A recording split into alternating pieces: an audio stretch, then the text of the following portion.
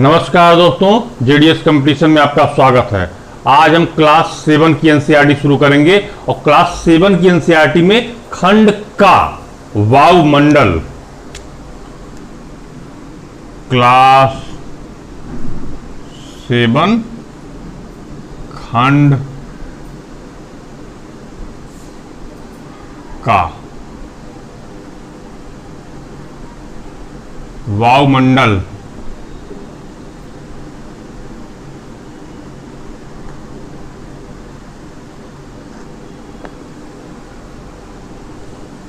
पहले हम पृथ्वी ले लेते हैं। पृथ्वी का एक मैप।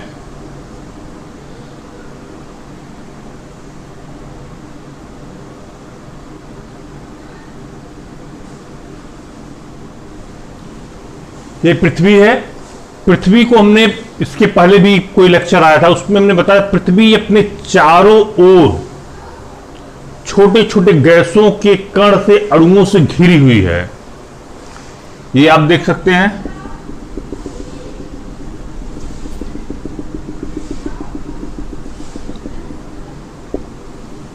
ये इसी को वायुमंडल कहा जाता है और ये वायुमंडल पृथ्वी की गुरुत्वाकर्षण शक्ति के कारण ही पृथ्वी से जुड़ा हुआ होता है। पहले तो हम ये बता दें, इस वायुमंडल में भी कई लेयर हैं, परत है। सबसे नीचे जो है क्षोभ मंडल, क्षोभ मंडल कहलाता है। उसके बाद में समताप मंडल,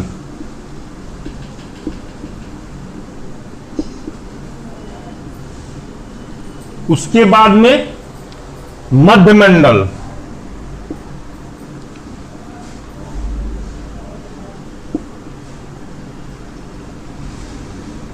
उसके बाद में आयन मंडल,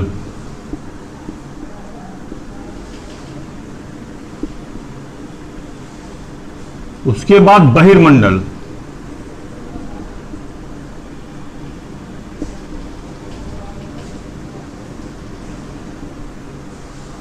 ये पूरा जो वायुमंडल है, वायुमंडल का पृथ्वी से सबसे नजदीक पृथ्वी के सटा हुआ क्षोभ मंडल है।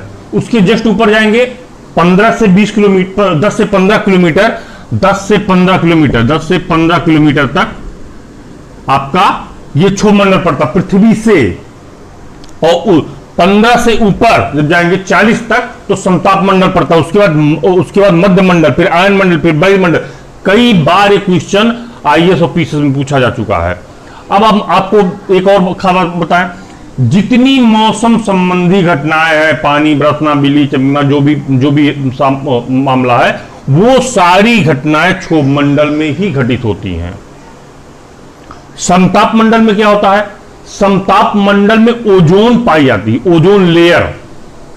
ये ओजोन लेयर करती क्या है? सूर्य से जो विकिरण आती है, हानिकारक अल्ट्रावायलेट रेज, उसको ये समताप, वो ओजोन लेयर वो रोक देती है। और रोक देती तब पृथ्वी पर वो नहीं आने पाता। यदि ये समताप ओजोन लेयर न होती तो संभवतः स्किन कैंसर पृथ्वी पर उनके पेशेंट ज्यादा होते, बहुत नुकसान होता। अभी आपने हाल में फिलहाल में पहले पढ़ा होगा कि अंटार्कटिका महाद्वीप पर ओजोन लेयर में बहुत बड़ा छेद हो गया है।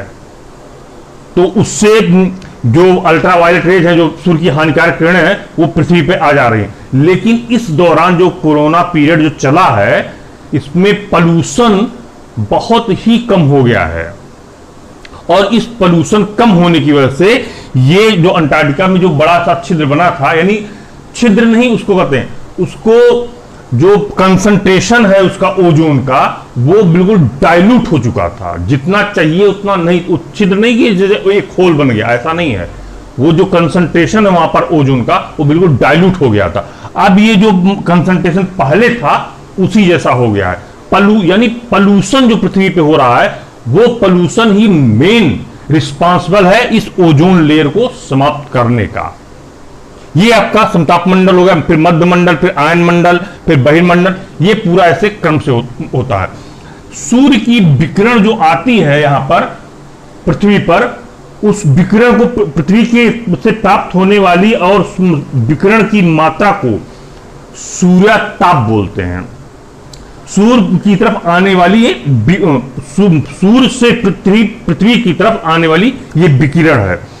अब इसमें और खास क्या है, पृथ्वी पर सूर्यताप की मात्रा और तापमान वितरण के बीच निकट संबंध है। सामान्यतः जो विकिरण है और सूर्यताप के बीच निकट संबंध, सामान्यतः ये जो 0 डिग्री है अक्षांश, यहां पर सूर्य की किरणें ज्यादा पड़ती हैं, और जब सूर्य की किरणें यहां पे ज्यादा पड़ेंगी, ज्यादा देर तक पड़ेंगी, तो यहां पर गर्म रहेगा। और 23.5 डिग्री नॉर्थ, 23.5 डिग्री नॉर्थ और 23.5 डिग्री साउथ, 23.5 डिग्री साउथ, इन दोनों के बीच में उष्णकटिबंधीय जलवायु पाई जाती। इसी वजह से, क्योंकि ये सूर्य की किरणें एकदम सेंटर में यहीं पे पड़ती हैं, और जैसे जैसे ध्रुवों की तरफ बढ़ती जाती हैं, हम बढ़ते जाते हैं, सूर्य की जो किरणें हैं वो कम होती जाती हैं इस ध्रुवों की तरफ। तो वहां 66.5 डिग्री, उसको 66.5 डिग्री, वहां पर 66.5 डिग्री नॉर्थ, 66.5 डिग्री साउथ, वहां पर इतनी ज्यादा गर्मी, मतलब गर्मी नहीं पड़ती, यानी ठंडी पड़ती है। यह कारण हुआ आपका, और उसको कहा जाता शीतोष्ण कटिबंधीय जलवायु। यूरोप के आप देख लेंगे, सब 66.5 डिग्री के उसमें किनारे उसमें है, सारे लोग गोरे गोरे होते हैं, कम वहां पर गर्मी कम पड़ती है। हम लोग देखिए विश्व रेखा के करीब में हैं, कर्क रेखा में हैं हम लोग, तो हम लोग थोड़ा सा, हम लोग की स्किन थोड़ी डार्क है। ये आपका यहां तक हो गया वायुमंडल से संबंधित घटना। अब आगे चलते हैं, अब हम आगे बढ़ते हैं।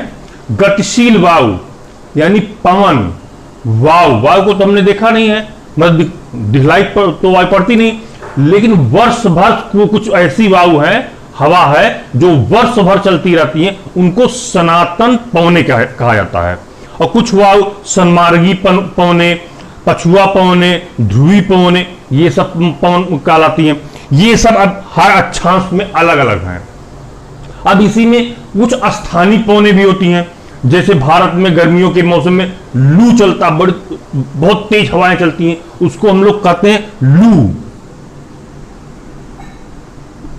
लू कहते हैं। फ्रांस में चलती मिस्ट्रल,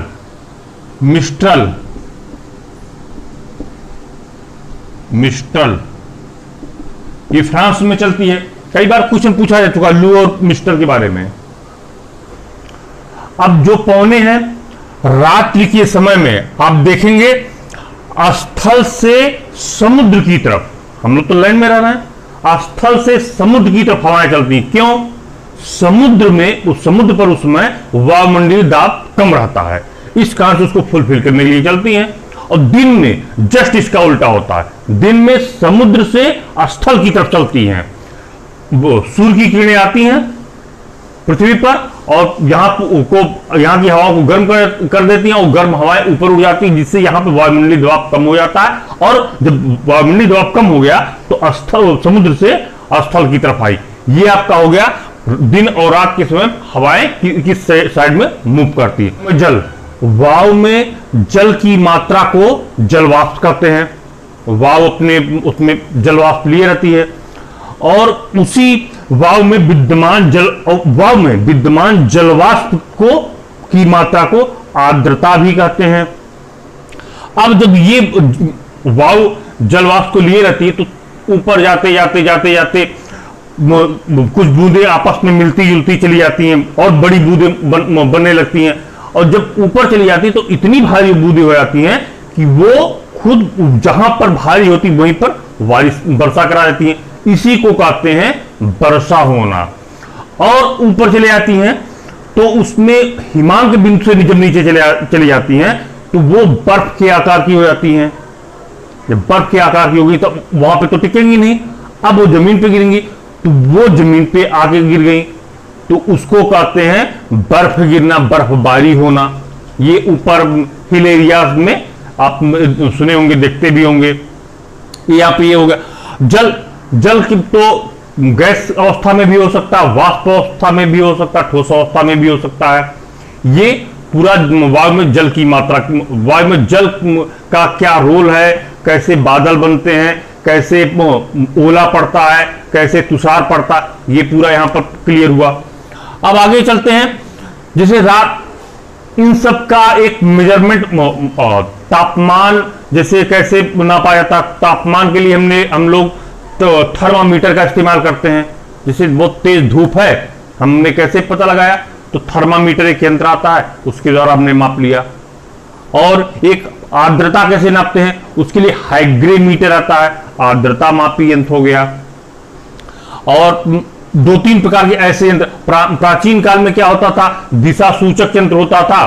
तो एक तीर बना दिए और उसको नाव पे लगा दिए, अगर समुद्र में यात्रा कर रहे हैं तो जिस साइड में तीर जा रहा है यानी हवाएं उसी साइड में चल रही हैं।